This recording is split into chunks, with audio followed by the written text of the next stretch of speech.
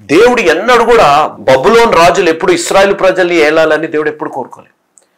దేవుడు మానవుడికి ఇచ్చిన స్వేచ్ఛలో మానవుడు దేవుడికి భయభక్తులతో ఉండేది పోయి పాపపు జీవితాన్ని జీవించడాన్ని బట్టి బబులోని వారిని అనుమతించారు.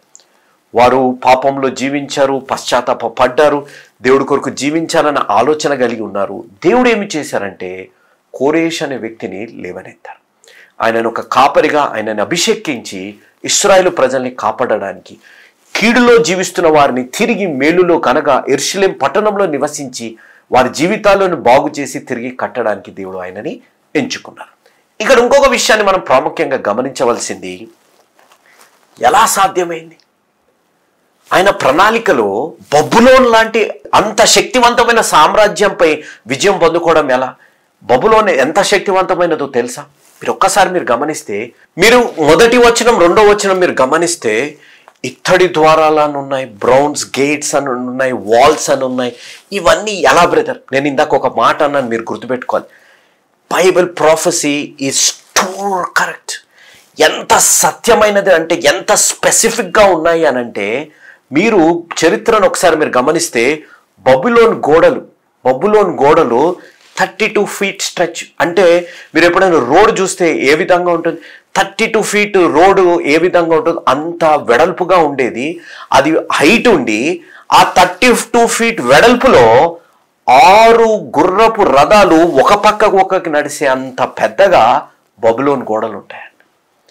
ఆ బబులోన్ గోడలు చుట్టూ 4 దిశలు, ఒక్కొక్క దిశ సైడు 25 ఇనుప ద్వారాలు ఉన్నాయంట. అంటే 4 దిశలు కలిపితే 100 ద్వారాలు ఉన్నాయి.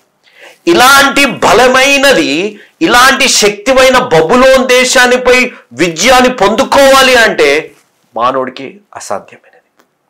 మీరు ఆలోచించాలి. ఇంత 32 feet ఉన్న ఈ గోడలపై రథాలు ఒకదాని పక్కకు ఒకటి నడిచే అంత వెడల్పు, అంత బలమైనవి, చుట్టంతా 4 దిశలుగా ఉన్న వైపు ఇత్తడి తలుపులు, ఇనుప గడియలు ఉన్నాయి అనంటే 100 ఉన్నాయి. ఎలా జయించాలి? దేవుడు అక్కడ అంటున్న మాటను మీరు గ్రహిస్తే, ముందుగా నేను వెళ్ళి అక్కడ ముయ్యబడ్డ గోడలు నేను తెరుస్తాను, ఎత్తైన స్థలాలను నేను లెవెల్ చేస్తాను, అక్కడ ముయ్యబడ్డవి ఇంకా తెరవలేని వాటిని నేను నాశనము చేస్తాను అనే విధంగా దేవుడు అంటున్న మాట. This is the plan of God in your life అనేది మనం గ్రహించాలి. మన జీవితాల్లో మనుషులు మనల్ని మోసము చేస్తారు అనేది మనం గ్రహించాలి. ఈ మనుషులు మనల్ని మోసం చేసినప్పుడు, ఆ తీయటి మాటలలో, ఆ వలలో పడిపోయి మనం వీళ్ళే ప్రపంచం అనుకునే విధంగా జీవించినప్పుడు, మన వైవాహిక జీవితంలో కొన్ని ద్వారాలు, భర్త యొక్క హృదయ ద్వారాలు మొయ్యబడ్డాయి, భర్త హృదయ ద్వారం ఇనుప గడియలు వలె ఉండిపోయాయి, భార్య మార్పు లేదు, కుమారుడు కూతురు మార్పులు లేవు, కాబట్టి ఎలా సాధ్యము అనే విధంగా ఉన్న పరిస్థితుల్లో మనం గ్రహించవలసింది, ఆ దేవుడి యొక్క ప్రణాళిక కీడు నుంచి మేలు చేయగలిగిన దేవుడు అనేది మనం గ్రహించాలి. దేవుడి నామానికి మహిమ కలుగును. బబులోనుపై విజయం పొందుకోవడం అసాధ్యం. మన భర్త హృదయాన్ని మార్చడం అసాధ్యమే, బిడ్డల వ్యసనాలు మార్చడం అసాధ్యమే, మన జీవితంలో ఆర్థిక పరిస్థితులు మారడం అసాధ్యమే, మన జీవితాల్లో ముయ్యబడ్డ ద్వారాలు, ముయ్యబడ్డ హృదయాలు, కఠినమైన హృదయాలు, వ్యసనాలకి బానిసలైన వారిని మార్చడము అసాధ్యమే, మన ఆర్థిక స్థిరత్వం, మనకు అప్పులున్నవి అలాంటివి మారడము అసాధ్యమే మన జీవితాల్లో. కానీ ఇవన్నీ జరగాలంటే అసాధ్యాన్ని సాధ్యపరిచే దేవుడు మన జీవితాల్లో ఉంటేనే జరుగుతుంది అనేది మనం గ్రహించాలి. ఇక్కడ మీరు గ్రహించవలసింది ఏంటిదనగా, ఇవన్నీ జరగబోయేవి అప్పుడు కాదు, ఇవన్నీ జరగబోయేవి 150 నుంచి 200 సంవత్సరాల తర్వాత జరగబోయేవి.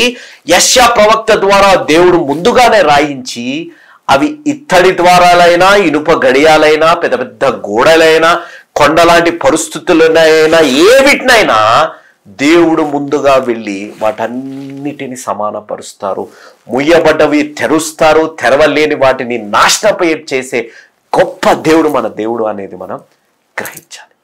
గ్రహిస్తున్నాము. ఒక్కసారి మనం ఆలోచించాలి. ఈ ప్రవచనాన్ని ఒక్కసారి ఆలోచిస్తే, దేవుడు అభిషేకించారు, దేవుడు కాపరిగా చేశారు, దేవుడు ముందుగా వెళ్ళి ఇవన్నీ చేస్తారంటే కోరేష్ని ఎవరైనా ఆపగలుగుతారా? ఆ పట్టణాన్ని జయించడంలో కోరేష్ని ఎవరైనా ఆపగలుగుతారా? ఎవ్వరు ఆపలేరు. కాబట్టి ఈరోజు మన జీవితాల్లో మనం గ్రహించవలసింది, ఎవ్రీథింగ్ ఈజ్ గాడ్స్ ప్లాన్. ప్రతీది కూడా దేవుడి యొక్క చిత్తము అనేది మనం గ్రహించాలి.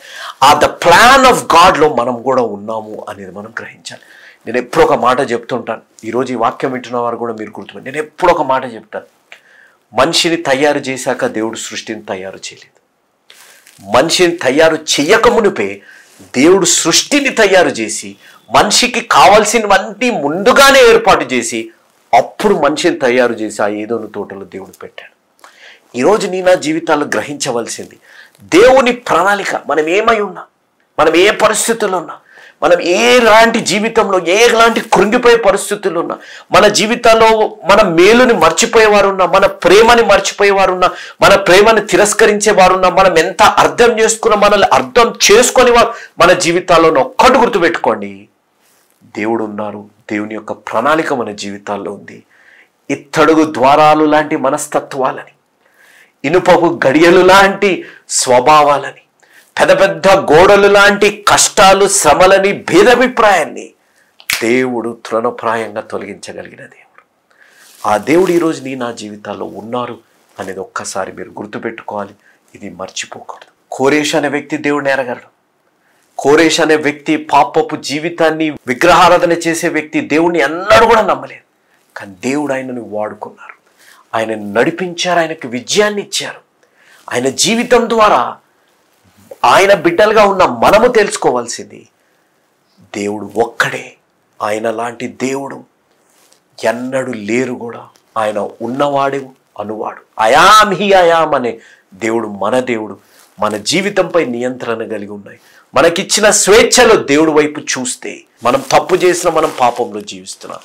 ఆ పాపాన్ని నుంచి పరిశుద్ధతలోకి నడిపించే దేవుడు మనుషుల్ని ఏర్పాటు చేసి ఆయన బిడ్డలోకి ఆశీర్వదింపబడాలని ఆయన ఒక సాధనంగా వాడుకొని మన జీవితాలను మార్చే దేవుడు. అలాంటి గొప్ప దేవుడు నీ నా జీవితాల్లో ఉన్నారు అనేది మనం గ్రహించాలి.